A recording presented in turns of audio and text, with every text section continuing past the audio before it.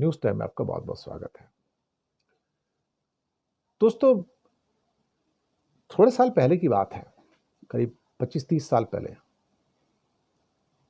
जब दुनिया के सामने चाइना का नाम लिया जाता था तो दुनिया कहती ठीक है ना, चाइना है तो है, चाइना नहीं भी हो तो क्या फ़र्क पड़ता है, चाइना है तो भी क्या फ़र्क पड़ता है, नहीं हुआ तो भी क्या फ़र्क पड़ता है। तब उसकी आबादी 70-80 करोड़ थी, अब 140 करोड़ है। फिर थोड़े साल और गुजरे और एक नई परिस्थिति आई। अब उनसे पूछा गया कि चाइना है या नहीं, फ़र्क पड़ता है? कहता हाँ, फ़र्क पड़ता है। चाइना नहीं होगा तो बहुत फ़र्क पड़ता है। हमारे घर में सारी चीज़ें चाइना की यूज़ होती हैं, बिना चाइना के गुजारा नहीं है हमारा। बात तो सही है।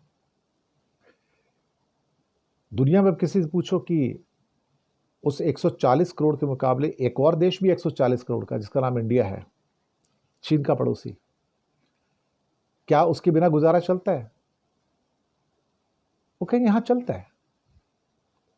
इंडिया हुआ ना हुआ, कहते हाँ, कोई बात नहीं, काम चलता है अपना। इंडिया नहीं भी हुआ तो भी चलेगा, हुआ तो भी चलेगा।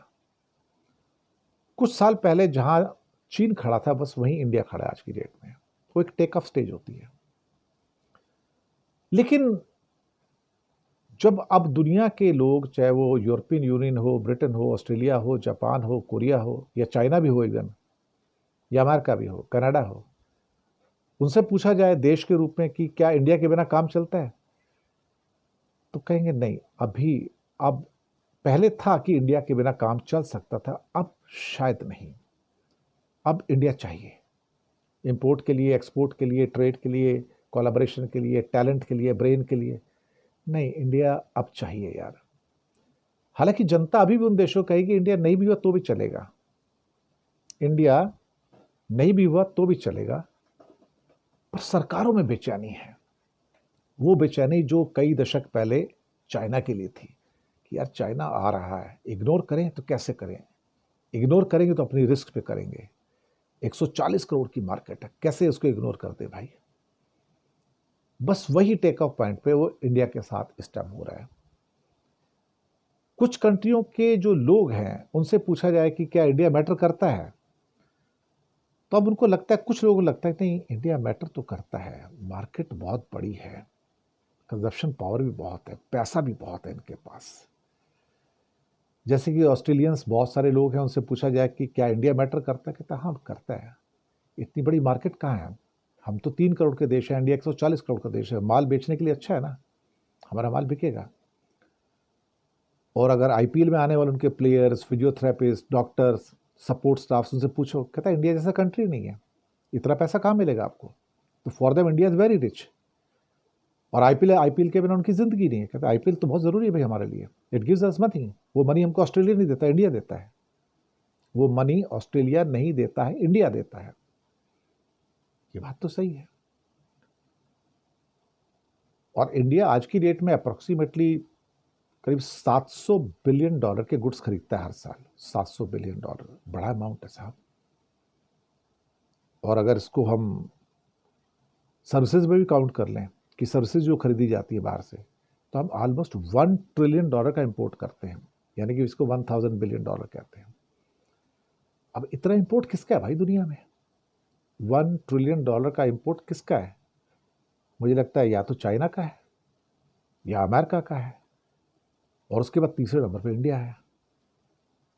तो किसी देश से तो माल खरीदा जा रहा है ना ये अल्टीमेटली। 1 ट्रिलियन का 900 950 बिलियन तो हो गया, अगले साल 1 ट्रिलियन क्रॉस कर जाएगा इंपोर्ट इंडिया का। तो 50 मुल्क ऐसे जो इंडिया के ऊपर डिपेंड करते हैं, यार इंडिया माल लेगा तो हमारा गुजारा चलेगा, हमारी रोजी रोटी चलेगी। इंडिया के टूरिस्ट आते हैं, लाखों में नहीं अब करोड़ों में है। Indian tourist goes out in crores. Europe जाते हैं, अमेरिका जाते हैं, कनाडा जाते हैं, Singapore, Hong Kong, Bangkok, Australia, Japan, सब जगह जाते हैं।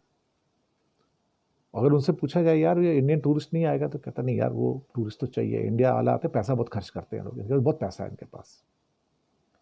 ये बात सही है, 140 करोड़ के पास पैसा नहीं है, लेकिन 40 करोड़ के पास बहुत पैसा है। ये बात सही है, अथाह पैसा है, मैं आपको बताऊं, कोई लिमिट ही नहीं है। आप उनके जो इनकम टैक्स के जो रिटर्न है ना, उसको मत देखो, जो उनके पास वास्ते में खर्चे करने लायक पैसा है ना, वो बहुत ज़्यादा है। यूरोप के अंदर लोग नौकर चाकर नहीं रख सकते, लेकिन ये 40 करोड़ नौकर चाकर रखते हैं साहब, एक नहीं, दो दो नहीं, तीन तीन। यूरोप में उन लोगों के पास, उनके घर में एक गाड़ी होगी, इन 40 करोड़ के पास घर में 3-3 गाड़ियां हैं और साथ में 2-2 3-3 टू व्हीलर्स भी हैं, 2-2 3-3 नौकर घर में काम करते हैं। ये लग्जरी तो यूरोप, अमेरिका, ऑस्ट्रेलिया में है नहीं ना, नौकर चाकर रखने की, लेकिन यहाँ रखते हैं। ये 40 करोड़ बहुत रिच हैं, ये सोना भी खरीदते हैं, ये हीरे भी खरीदते हैं, ये विदेश यात्राएं भी करते हैं। अब तो इन्होंने अपने हवाई जहाज भी खरीदने शुरू कर दिए हैं। परचेजिंग पावर पैरिटी के ऊपर इंडिया का जो रैंक है, $9,150 पे हमारी पर पीपीपी के हिसाब से हमारी इनकम है।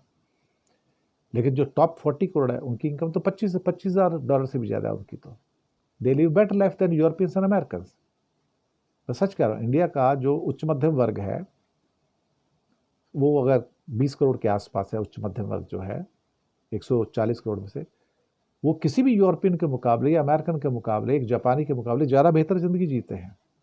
उनके घर ज़्यादा अच्छे हैं, घर की एमिनिटीज़ ज़्यादा अच्छी हैं, घरों के साजो सामान ज़्यादा अच्छे हैं, नौकर चाकर हैं, वो ज़्यादा अच्छी ज़िंदगी जीते हैं उनके मुकाबले। ये बात सही है, इस बात से कोई इनकार नहीं कर सकता। और ये टॉप के 20 करोड़, यानी कि अगर और 20 करोड़ जोड़ लिए जाए जो मिडिल क्लास और लोअर मिडिल क्लास हैं, वो तो इंडिया को क्या पूरी दुनिया को सस्टेन कर रहे हैं। तो अगर अब लोग कहें दुनिया के कि इंडिया को इग्नोर कर सकते हैं, 140 करोड़ नहीं चाहिए, कर सकते हैं, वो लोग बोल सकते हैं, लेकिन अपनी रिस्क पर। अगर ऐसा होता तो फिर ब्रिटेन इतना ईगर क्यों था इंडिया से एफटीए करने को? यूरोपियन यूनियन क्यों मरा जा रहा है एफटीए करने को? ऑस्ट्रेलिया ने क्यों किया एफटीए इंडिया के साथ? दुबई ने क्यों किया एफटीए इंडिया के साथ? जो चाइना के हालात थे ना कई साल पहले, वो इंडिया के हैं कि इग्नोर नहीं कर सकते यार, बड़ा मुश्किल है। लोगों के लेवल पे हो सकता है, कुछ लोग कहेंगे हाँ इग्नोर कर सकते हैं, उनके बिना गुजारा चल सकता है, लेकिन कुछ लोग कहेंगे नहीं यार, बिजनेस करना है तो यार उसके बिना गुजारा नहीं भाई। इंडिया इज प्रेटी बिग यार, बहुत बड़ा है, इग्नोर नहीं किया जा सकता। और ये 75 सालों में बड़ा बना है, कोई 5-10 साल में बड़ा नहीं बना इंडिया, 75 साल लगे ये बड़ा करने में। ये सारी नींव प्रोवाइड की है लोगों ने, सारे प्रधानमंत्रियों ने। तो अब अगर दुनिया के लोग अगर इग्नोर करना चाहते हैं तो कर सकते हैं, लेकिन अपनी रिस्क पर। सो बी इट, कोई हमें फर्क नहीं पड़ेगा, फर्क उनको पड़ेगा जो इग्नोर करेंगे। मैं सच कह रहा हूँ, ये जो इकॉनमी है ना, जो अर्थव्यवस्था है, सर चढ़कर बोलती है। सच कह रहा हूँ आपसे मैं। शुक्रिया आपका।